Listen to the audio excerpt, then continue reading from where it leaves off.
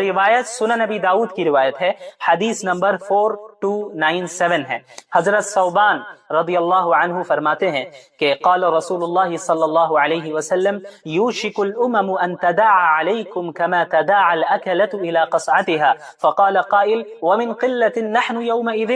آپ صلی اللہ علیہ وسلم نے فرمایا کہ وہ زمانہ قریب ہے کہ تمام قومیں، تمام امتیں، یعنی اسلام دشمن امتیں، سب ایک دوسرے کو اس طرح تم پر ٹوٹ پڑنے کے لیے دعوت دیں جس طرح کھانے والے ایک برتن کی طرف تمام لوگوں کو دعوت دیتے ہیں۔ یعنی ایک برتن ہے، ایک پلیٹ ہے، اس میں کھانا ہے، تو اسے کھانا کھانے کے لیے لوگ ایک دوسرے کو دعوت دیتے ہیں کہ آپ بھی آئیے، آپ بھی آئیے، اور چاروں طرف سے لوگ بیٹھ جاتے ہیں اور اس پلیٹ پر، اس کھانے پر چاروں طرف سے حملہ کیا جاتا ہے۔ تو وہ زمانہ قریب ہے کہ جس طرح لوگ ایک دوسرے کو کھانے کی لگن کی طرف یا برتن کی طرف دعوت دیتے ہیں اور چاروں طرف سے بیٹھ کر حملہ کرتے ہیں اس کھانے پر اور کھاتے ہیں، وہ زمانہ قریب ہے کہ لوگ اسی طرح، اور تمام امتیں اس امت کو مٹانے کے لیے، اس امت کو ختم کرنے کے لیے، اس امت کو ذلیل اور رسوا کرنے کے لیے، اس امت کو مغلوب کرنے کے لیے ایک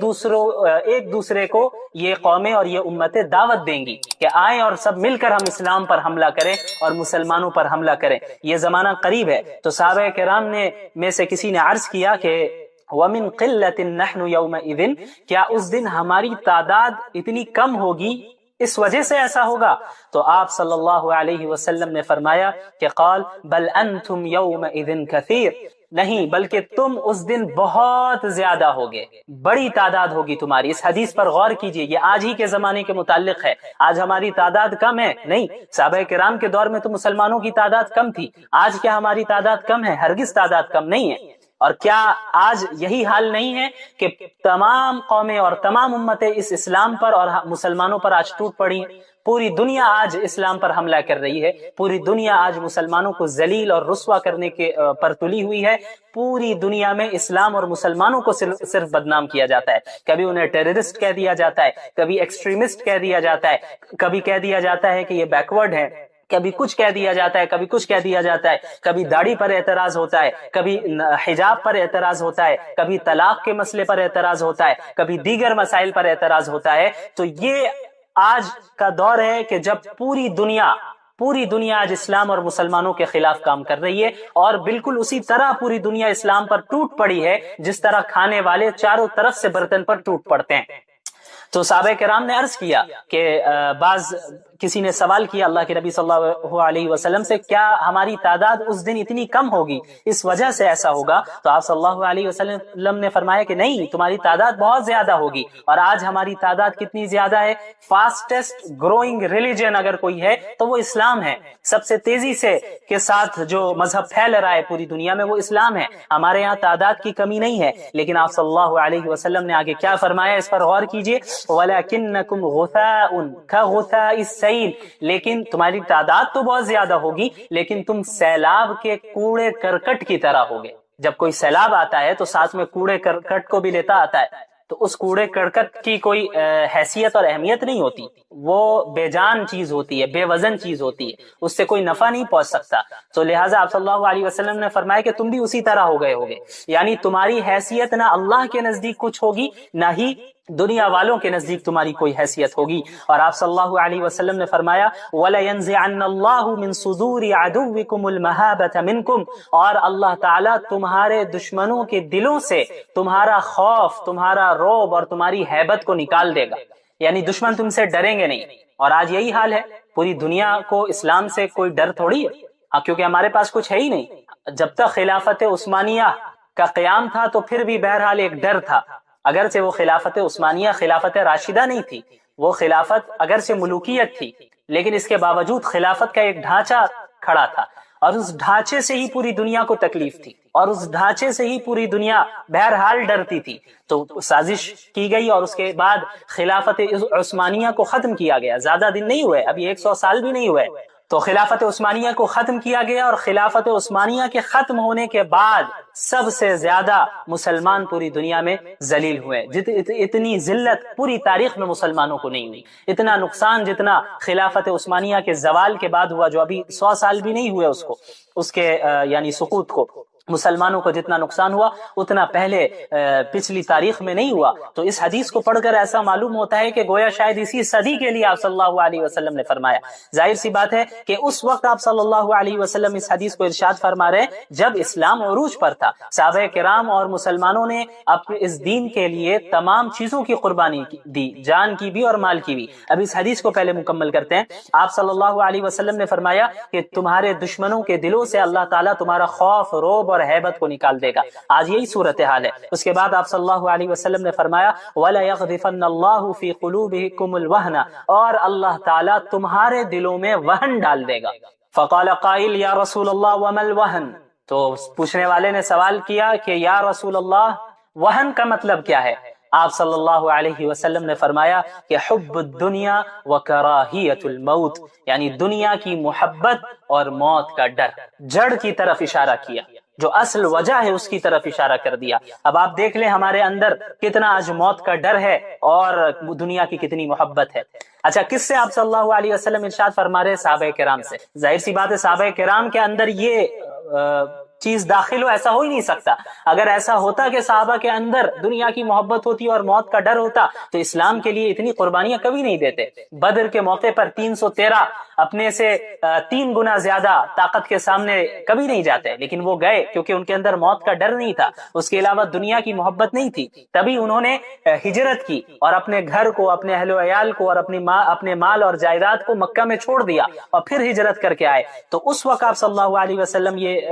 بات ارشاد فرما رہے کہ جب یہ چیز واقع نہیں ہوئی تھی، اور ممکن ہے کہ کئی صدی بعد، بلکہ حقیقت ہے کہ کئی صدی بعد یہ چیز واقع ہوئی۔ جس طرح پوری امت پر، یعنی اس امت مسلمہ پر پوری دنیا ٹوٹ پڑی ہے، یہ چیز بعد میں واقع ہوئی۔ شروع میں تو اسلام کا عروج تھا، بالکل عروج تھا۔ تو آپ صلی اللہ علیہ وسلم نے پیشن گوئی فرمائی، تو صحابہ کو یقیناً تعجب ہوا کہ ایسا کیسے ہو جائے گا کہ ہمارے اندر یہ بیماری تو ظاہر سی بات ہے نہیں آ سکتی، صحابہ کرام کے اندر تو یہ بیماری نہیں آ سکتی۔ تو انہیں یہ چیز، اس چیز نے سوچ میں ڈالا کہ آخر کیا وجہ ہو سکتی ہے۔ یعنی یہ تو ان کو یقین تھا کہ آپ صلی اللہ علیہ وسلم جو فرما رہے ہیں یہ تو ہونا ہے، لیکن وہ یہ سوچنے لگے کہ آخر وجہ کیا ہوگی، ایسا کیوں ہوگا؟ کیونکہ اب تک تو اللہ ہماری مدد کر رہا ہے، ہم نے اللہ کے لیے قربانیاں دی ہیں اور ہم اب اخلاص کے ساتھ اللہ کے نبی صلی اللہ علیہ وسلم کے ساتھ جڑے ہوئے ہیں، تو ہمیں فتح تو حاصل ہو رہی ہے۔ لیکن پوری دنیا مسلمانوں پر ٹوٹ پڑے گی اور آپ صلی اللہ علیہ وسلم فرما رہے ہیں کہ تم سیلاب کے کوڑے کرکٹ کی مانند ہو جاؤ گے، تو اس کی وجہ کیا ہے؟ تو انہوں نے یہی سوچا ہوگا، یہی سوچا جیسا کہ سوال سے ہمیں معلوم ہوتا ہے کہ بھائی باطنی خرابی مسلمانوں کے اندر ہو، یہ تو ہم تصور نہیں کریں گے، لیکن ممکن ہے کہ یہ دنیا دار الاسباب ہے اور اس میں یہاں پہ جس کے پاس زیادہ طاقت ہوتی ہے، زیادہ تعداد ہوتی ہے، تو وہ غالب آ جاتی ہے وہ جماعت عام طور پر عموماً، کیونکہ دار الاسباب ہے۔ تو ممکن ہے کہ مسلمانوں کی جو یہ صورتحال مستقبل میں ہوگی کہ اسی وجہ سے ہوگی کہ شاید ان کی تعداد کم ہو، اسی لیے آپ صلی اللہ علیہ وسلم سے انہوں نے سوال کیا کہ وَمِن قِلَّةٍ نَحْنُ يَوْمَئِذٍ، کہ ہماری تعداد کم ہونے کی وجہ سے ایسا ہوگا؟ تو آپ صلی اللہ علیہ وسلم نے فرمایا کہ نہیں، اس کی وجہ ہے وہن، حب الدنیا وکراہیت الموت، کہ دنیا کی محبت اور موت کی کراہت۔ اور آپ صلی اللہ علیہ وسلم کی یہ پیشن گوئی آج 100% صحیح ثابت ہوئی، اور یہ حدیث آپ صلی اللہ علیہ وسلم کے سچے نبی ہونے کی دلیل ہے کہ آپ نے مستقبل کے متعلق ایسی بات کہی ہے جو آج ہم دیکھ رہے ہیں کہ 100% واقع ہو چکی ہے۔ اس وقت کے لوگوں نے یہ چیز، اس چیز کو انہوں نے نہیں دیکھا، انہوں نے تو عروج کو دیکھا تھا، لیکن آج ہم 15ویں صدی میں دیکھ رہے ہیں کہ ہماری کیا حالت ہے، کہ ہمارے اندر یہ دو بیماری ہے کہ دنیا کی محبت ہے اور موت کا ڈر ہے۔ ہم حق کو سپورٹ کرنے سے ڈرتے ہیں، حق کے لیے آواز اٹھانے سے ڈرتے ہیں، ظلم کے خلاف، باطل کے خلاف آواز اٹھانے سے ڈرتے ہیں۔ کیوں ڈرتے ہیں؟ اسی بات کا ڈر ہے کہ اگر ہم حق کی بات کریں گے تو ہمیں جیل بھیج دیا جائے گا، حق کی بات کریں گے تو ہمارے خلاف کیسز چلیں گے، حق کی بات کریں گے تو ہماری تجارت کو، بزنس کو بند کر دیا جائے گا، حق کی بات کریں گے تو ہمارے گھر والوں کو تکلیف پہنچائی جائے گی۔ تو یہی تو حب الدنیا ہے، دنیا کی محبت تو اسی کو کہتے ہیں۔ اگر ہم حق کا ساتھ دیں گے تو ہمارے اوپر دہشت گردی کا الزام لگایا جا سکتا ہے، ایکسٹریمزم کا الزام لگایا جا سکتا ہے، بہت کچھ کیا جا سکتا ہے، تو ہمیں موت کا بھی ڈر ہے، ہو سکتا ہے کہ ہمیں جان سے مار دیا جائے۔ تو یہ دو بیماری ہے، تو یہ جو دو بیماریاں ہمارے اندر ہے، یہی وجہ ہے کہ آج ہم زوال کا شکار ہے۔ انحطاط کا شکار ہے۔ آج ہم اس دنیا میں ترقی نہیں کر رہے ہیں۔ صحابہ کرام کے اندر یہ دو بیماریاں ہرگز نہیں تھی، کوئی بیماری نہیں تھی باطنی بیماری، تبھی انہوں نے کیسر و قصرا کے تخت کو پلٹ دیا۔ جو دنیا کے جو دو سپر پاورز تھے اس وقت عہد نبوی میں، ان دونوں کو عرب کے لوگوں نے ہرا دیا، اور چند جو تعداد میں مختصر سے اور اسباب میں مختصر سے ایسے لوگوں نے قیصر کو، رومی حکومت کو، رومن امپائر کو ہرا دیا اور وہاں پر اسلام کا جھنڈا لہرایا۔ تو یہ ایمان کی بدولت ہوا، صرف اسباب سے نہیں ہوتا کچھ، ایمان کی بنیاد پہ ہوتا ہے۔ اور ان کے اندر موت کا ڈر نہیں تھا، اگر موت کا ڈر ہوتا تو اس طرح نہیں غالب آ پاتے۔ اسی طرح دنیا کی محبت بھی نہیں تھی۔ آج یہ تو ایک بہت بڑی چیز ہے کہ ہم حق اور باطل کے لیے کھڑے ہوں، یعنی حق کے لیے کھڑے ہوں اور باطل کے خلاف کھڑے ہوں، یہ تو ایک بہت بڑی چیز ہے۔ ہمارا جو معاشرہ ہے اپنا، اس میں اگر کوئی منکر کام ہوتا ہے، اس میں اگر کوئی گناہ کا کام ہوتا ہے تو ہم تو اس کے خلاف بھی نہیں اٹھتے۔ آپ دیکھ لیں، اچھے سے اچھے دیندار شخص ہیں، اگر انہیں کوئی ایسی شادی کی دعوت دی جائے، ایسی شادی میں بلایا جائے جہاں غیر شرعی رسم و رواج ہے، تو وہ ضرور شریک ہو جاتا ہے۔ آپ صلی اللہ علیہ وسلم نے مستقبل کے متعلق جو پیشن گوئیاں فرمائی ہیں، ان میں وہ جنگیں بھی شامل ہیں جو مسلمانوں اور مشرکین کے درمیان ہوں گی، اور وہ جنگیں بھی شامل ہیں جو مسلمانوں کے ہی درمیان آپس میں ہی جنگیں پاسٹ میں ہوئی ہیں۔ تو اسی کے متعلق انہی جنگوں میں سے، جو مسلمانوں کے درمیان جو جنگیں ہوئی ہیں، انہی جنگوں میں سے اس کے متعلق آپ صلی اللہ علیہ وسلم نے پہلے ہی پیشن گوئی فرما دی۔ آپ صلی اللہ علیہ وسلم نے فرمایا کہ لا تقوم الساعة حتى تقتتل فئتان عظیمتان تكون بينهما مختلة عظيمة ودعواهما واحدة، کہ قیامت اس وقت تک قائم نہیں ہوگی جب تک کہ دو بڑے گروہ، دو بڑی جماعتیں آپس میں لڑ نہ لیں، اور ان کے درمیان زبردست لڑائی ہوگی، زبردست خون ریزی ہوگی۔ ودعواهما واحدة، حالانکہ ان کا دعویٰ، دونوں کا دعویٰ ایک ہوگا، یعنی دونوں کا دعویٰ ایک ہوگا، دونوں مسلمان ہوں گے، دونوں اسلام میں شامل ہوں گے، داخل ہوں گے، اور دونوں اللہ کو ماننے والے، رسول اللہ پر ایمان لانے والے ہوں گے، لیکن ان کے درمیان زبردست جنگ ہوگی۔ اس حدیث سے ثابت ہوتا ہے، یہ حدیث صحیح بخاری کی ہے جو میں نے ابھی آپ کے سامنے رکھی ہے، وہ صحیح بخاری کی روایت ہے، کتاب الفتن کی، حضرت ابو ہریرہ رضی اللہ عنہ روایت کرتے ہیں، اور حدیث نمبر ہے 7121۔ تو اس طرف اشارہ فرمایا، اور یہ سن 36 ہجری میں آپ صلی اللہ علیہ وسلم کی یہ پیشن گوئی بھی بالکل صحیح ثابت ہوئی، اور اس جنگ کو بھی اللہ کے نبی صلی اللہ علیہ وسلم نے قیامت کی نشانیوں میں سے گنوایا۔ یہاں پر ایک بات کی میں مزید وضاحت کرنا چاہتا ہوں، صحابہ کرام رضی اللہ عنہم اجمعین کے درمیان جو جنگیں ہوئی ہیں، انہیں ہم مشاجرات صحابہ کہتے ہیں، ان کے درمیان جو اختلافات ہوئے، تو ان کے متعلق اہل السنت والجماعت کا کیا نظریہ ہے، اسے ہمیں سمجھ لینا چاہیے، کیا موقف ہے۔ یاد رکھیے، ہمارا یہ عقیدہ ہے کہ انبیاء علیہ الصلوۃ والسلام کے بعد انسانوں میں افضل ترین جو جماعت ہے وہ صحابہ کرام کی جماعت ہے، اور اللہ اور اس کے رسول صلی اللہ علیہ وسلم کی اطاعت اور ان کی اتباع کرنے میں تمام انسانوں میں سب سے اعلیٰ، سب سے نیک، سب سے تیزی کرنے والے اتباع کرنے میں صحابہ کرام ہی ہے، خیر میں سبقت لے جانے والے صحابہ کرام ہی ہے، اور انہی کی خدمات کا نتیجہ ہے کہ دین آج ہم تک پہنچا ہے، اور انہی کی قربانیوں کا نتیجہ ہے کہ اللہ تعالیٰ نے اس دین کو غلبہ عطا کیا۔ تو صحابہ کرام کے درمیان جو کچھ بھی اختلافات ہوئے ہیں، جو کچھ بھی جنگیں ہوئی ہیں، ان کے متعلق اہل السنت والجماعت کا یہ متفقہ موقف ہے کہ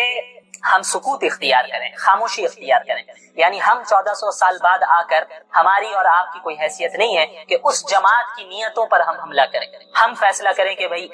یہ 100% غلط ہے اور یہ 100% صحیح ہے۔ ہمیں یہ اختیار نہیں دیا گیا، بلکہ ہمیں اپنے ایمان کی حفاظت کرنی ہے، اور ہم کسی فتنے میں مبتلا ہو جائیں، اس سے بچنے کے لیے ہمیں چاہیے کہ صحابہ کرام کے متعلق اپنی زبان کو بند رکھیں۔ آج ہمارے یہاں ایسے کئی لوگ ہیں جو کھڑے ہو گئے ہیں اور دعویٰ کرتے ہیں اور صحابہ کرام کے خلاف بولتے ہیں، حضرت امیر معاویہ رضی اللہ عنہ کے خلاف بولتے ہیں، اور بعض ایسے بھی ہیں جو حضرت معاویہ رضی اللہ عنہ کے دفاع کرتے کرتے حضرت علی رضی اللہ تعالی عنہ کے متعلق ایسی باتیں بول دیتے ہیں جو ان کے شایع نشان نہیں ہے۔ تو اسی لیے اہل السنت والجماعت کا سب سے بہترین اور معتدل اور صحیح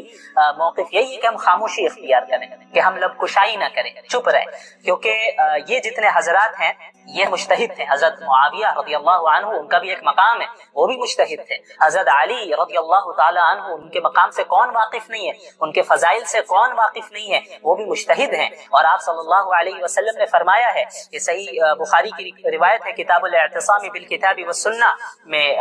حدیث نمبر ہے 7352، کہ آپ صلی اللہ علیہ وسلم نے فرمایا کہ اذا حکم الحاکم فاجتہد ثم اصاب فله اجران واذا حکم فاجتہد ثم اخطأ فله اجر، کہ جب ایک حاکم اجتہاد کرے اور کوئی فیصلہ کرے اور اس کا فیصلہ صحیح بھی ہو، درست بھی ہو، تو اس کے لیے 2 اجر، 2 ثواب ہیں۔ اور جب وہ اجتہاد کرے اور فیصلہ کرے، اجتہاد کر کے کوئی فیصلہ کرے لیکن اس کا فیصلہ غلط ہو جائے، تب بھی اس کو ایک اجر ملنا ہے، کیونکہ اس نے اجتہاد کیا، اس کی نیت یہ نہیں تھی کہ وہ کچھ غلط کرے، خراب کرے، بلکہ اس نے جو اجتہاد کیا وہ اپنے اجتہاد میں اپنے اعتبار سے صحیح تھا، لیکن اگر حقیقت میں اس سے کچھ غلطی ہو گئی تو وہ اجتہادی غلطی ہو، یہ نہیں کہ نیتوں پہ ہم حملہ کرنے لگ جائے۔ تو یہ صحابہ کرام میں جو دو گروہ بن گئے اور آپس میں جو جنگ ہوئی، لڑائی ہوئی، اگر ان دو جماعتوں میں سے، ان دو گروہ میں سے کسی ایک گروہ سے اگر کوئی خطا ہوئی ہے تو وہ اجتہادی خطا ہے، اس پر بھی انہیں ایک ثواب ملے گا۔ تو ہم اور آپ 1400 سال بعد اٹھ کر، میری اور آپ کی یہ حیثیت نہیں ہے کہ اس جماعت کے متعلق ہم